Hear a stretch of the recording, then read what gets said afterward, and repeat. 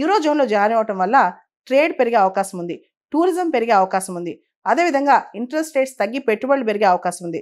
అయితే యూరో జోన్లో జాయిన్ అవుతే ఒక దేశానికి ఏమైనా ఆర్థిక ఇబ్బంది వస్తే అన్ని దేశాలకి అది అతుక్కునే ప్రమాదం ఉంది, అన్ని దేశాలకి అది తగిలే ప్రమాదం ఉందన్నమాట. ఉదాహరణకి 2008లో రెసిషన్ వచ్చినప్పుడు చాలా దేశాలు కుప్పగూలిపోయాయి.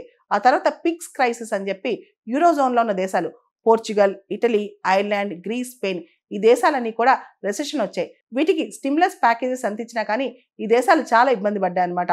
ఎందుకంటే యూరో జోన్లో ఉన్న దేశాలన్నీ కూడా సమానంగా అభివృద్ధి చెందలేవు. కొన్ని దేశాలు ఫ్రాన్స్, జర్మనీ లాంటి దేశాలు అభివృద్ధి పదంలో ముందుకెళ్తున్నాయి, మరికొన్ని దేశాలు వెనకబడి ఉన్నాయన్నమాట.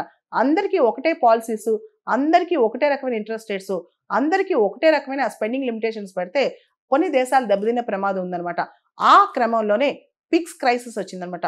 పోర్చుగీస్, ఐర్లాండ్, ఇటలీ, స్పెయిన్ ఈ దేశాలన్నీ కూడా బాగా దెబ్బతినే ఒకప్పుడు. దాంతో యూరోపియన్ సెంట్రల్ బ్యాంక్, IMF వీళ్ళందరికీ స్టిమ్యులస్ ప్యాకేజెస్ కూడా ఇచ్చింది.